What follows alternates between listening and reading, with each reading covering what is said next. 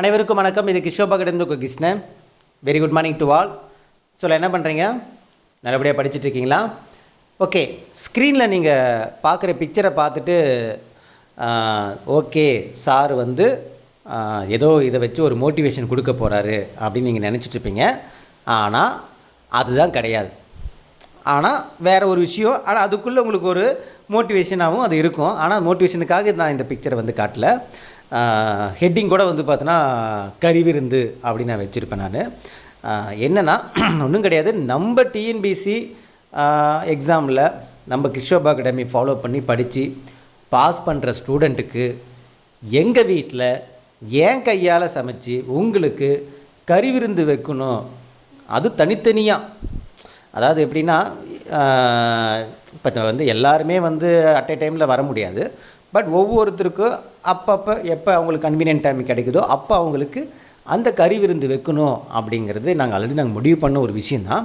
So இந்த வருஷம் pass பண்ணவங்களுக்கு ஒவ்வொருத்தராக இன்வைட் பண்ணி, ஓகேங்களா, இன்கேஸ் அவங்க இதுக்காக நடுவில் வர முடிஞ்சால் வருவாங்க. அப்படின்னா கவுன்சிலிங் வரும்போது நாங்கள் அதை டேக் ஓவர் பண்ணிப்போம். ஓகேங்களா, அது ஒரு வீடியோவும் எடுத்து போடுவோம் நாங்கள். ஸோ இது எதுக்காக சொல்கிறேன்னா, இது எனக்கான ஒரு ஆசை.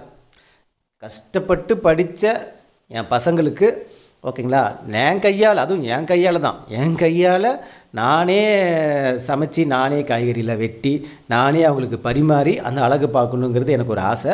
இதை நான் போன வருஷமும் நம்ம வீடியோவில் சொல்லியிருந்தோம். இந்த வருஷமும் அது வந்து இந்த வருஷத்துலேருந்து பாஸ் பண்ணவங்க எல்லாத்துக்கும் நம்ம பண்ணுவோம். அடுத்த வருஷமும் பண்ணுவோம். வாழையில் விருந்து, அது என் வீட்டில் வைக்கணும். என் வீட்டில் நான் சமைச்சு என் கையால் பரிமாறி அவங்கள அழகு பார்க்கணும் அப்படிங்கிறதா என்னுடைய ஆசை.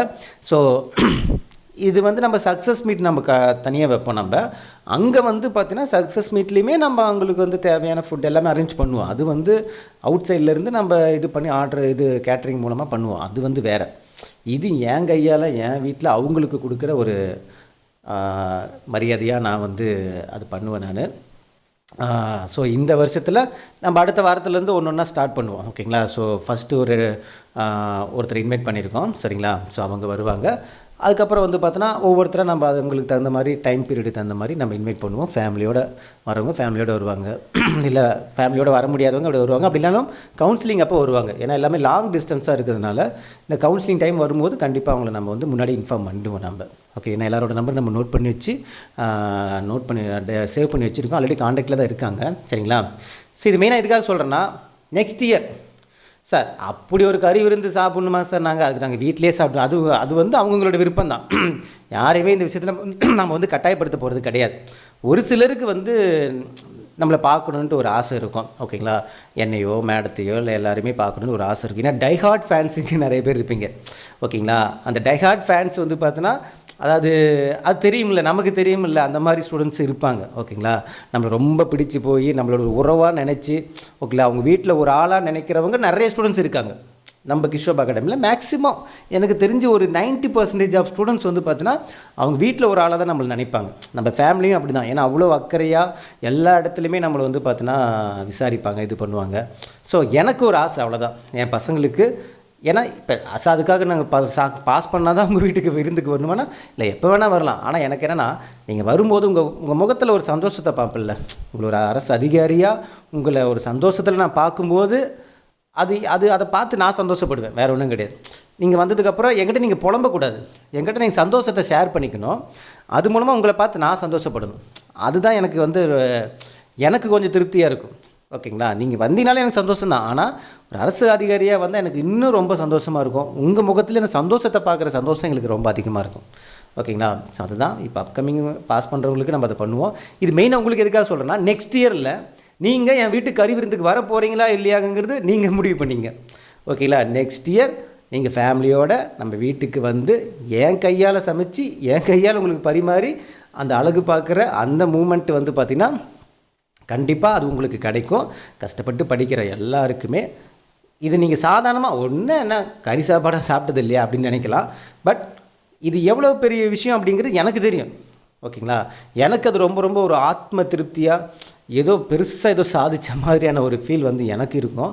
ஸோ அந்த திருப்திக்காக தான் இது. மற்றபடி இந்த ப்ரொமோஷன் ஐயோ நமக்கு அதெல்லாம் செட்டே ஆகாது. ஓகேங்களா. இது எனக்கு என் பசங்களை அழகு பார்க்குறப்ப எனக்கு ஒரு சந்தோஷம் இருக்குது பார்த்தீங்களா, அதை நான் விட்டு கொடுக்கவே மாட்டேன். அவங்க முகத்தில் பார்க்குற அந்த சந்தோஷத்தை நான் விட்டு கொடுக்க மாட்டேன். அது கண்டிப்பாக நான் பண்ணுவேன். அப்கமிங் இயரும் சரி, நெக்ஸ்ட் இயரும் கண்டிப்பாக பண்ணுவோம் நம்ம. ஓகேங்களா?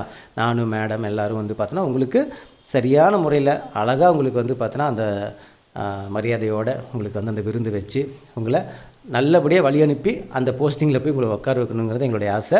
ஸோ நீங்கள் முடிவு பண்ணிங்க, நெக்ஸ்ட் இயர் நீங்கள் நம்ம வீட்டுக்கு வர போகிறீங்களா?